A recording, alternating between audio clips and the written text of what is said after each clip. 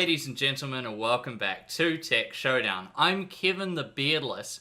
This is my co-host Teddy, and today we're checking out the Asus ROG Strix Vega 64. So this is the first non-reference Vega GPU that I've been able to check out because it's just so hard to come by. This is the first one I've ever seen come into Playtech, non-reference Vega GPU that is. It just takes so long, guys. But we've got it here now, so may as well do the unboxing. So I will confess that this isn't the first time I've unboxed this GPU. I just shot another one before, but I wasn't really happy with the style. As you guys know, I've been trying to move towards a vlog style, but I don't think the video came out that good. I will leave like a sample of it in the description down below, just a short one, unlisted, and you guys can go and have a look and let me know what you think. Do you prefer this style, the more sit-down style, or do you prefer that sort of more vloggy kind of style to it? Let me know. So yes, I have shaved off the beard. There was a good reason for doing it too. As we pull this GPU out. I was having a lot of skin trouble because of my beard, so I've shaved it off and gone on a bit of a routine now to try clear up that issue because I want to look nice and pretty for you guys. So here we have the accessory packet in the top, pretty standard here. We just see a driver CD. You will not need this. Go and download the latest drivers from AMD's website, and a setup guide, which if you're new to computers maybe you'll need, but someone buying a Vega 64 is probably an enthusiast, so they will not need it. So I'll put this aside, take this foam off, and we see the top here, have the graphics card itself, and we have some more accessories down the bottom here. So here are just some ties. You could use these just to keep the cables nice. And a 8-pin to 6-pin power adapter. Dual 6-pin power adapter. So that's quite nice.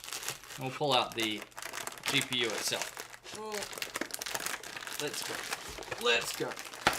There we go. Oh, you guys like that, don't you? Ooh, let's get that plastic. There we go. So yeah, these are a very difficult GPU to get your hands on right now. I mean, it's just very hard to find non-reference Vega GPUs. So I'm very excited to get in and test this graphics card because it's something I've been wanting to do for a very long time. So straight off the bat, you see this is a pretty massive graphics card. We look around the back, you see the plastic on there. We'll take that off because nobody likes that. Oh, there we go. But you guys like it when I pull it off. There we go. So yeah, this is a really, really big graphics card. And let's talk about what it features then inside. So of course, this has the 14 nanometer Vega 10 GPU with 4096 stream processors, 256 texture units, and 64 ROPs. Now the boost speed on this one is coming in at 1590 megahertz. That is 40 megahertz higher than the reference model. Not much, but there's a little bit there. The main benefit of this card will come from the fact that it shouldn't throttle, which was an issue with the reference cards. They were throttling a lot of the time, and that will really degrade performance. So that's going to be a good thing about this graphics card. Memory-wise, we're seeing 8 gigabytes of HBM2 memory at 945 megahertz, and TDP-wise, this guy's coming in with a 295 watt TDP, which is very, very high.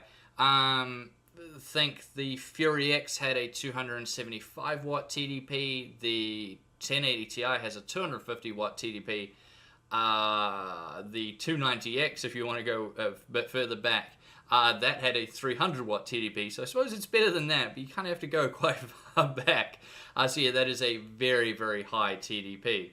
Now let's talk about the cooler then, because it is massive and it's packed with features. So this is a 2.5 slot graphics card coming with huge aluminium heat sinks on it and 5 heat pipes, so that's really solid. It has the Asus Max Connect GPU copper baseplate, which they say provides 2 times the contact with the GPU. It also has their patented wing blade design fans, which are optimized for static pressure.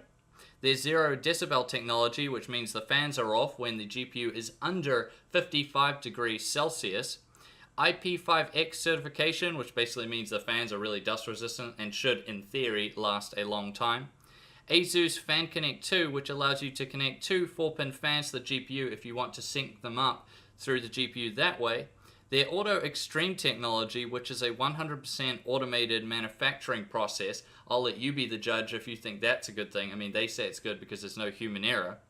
A 12+1 phase Super Alloy Power 2 premium components. This is really good. You can't really overclock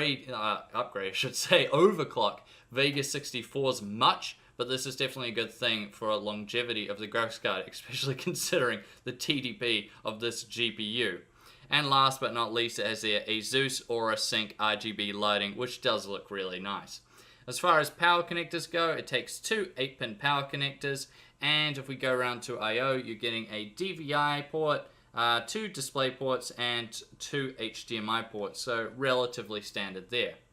Now, as far as the Showdown's going to go, prices with GPUs are all over the place right now, so it's sort of hard to say what I should put this against.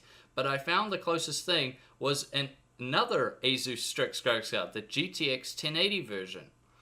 And that's quite similar in price to this guy, in New Zealand anyway. So that's what I've decided to do, the Strix GTX 1080 Ti versus the Strix RX Vega 64. So let me know in the comment section down below which one you think will win. And as always, if you haven't subscribed to Tech Showdown, please do that because it really helps me out. It shows your guys' support, and I'll see you guys next time.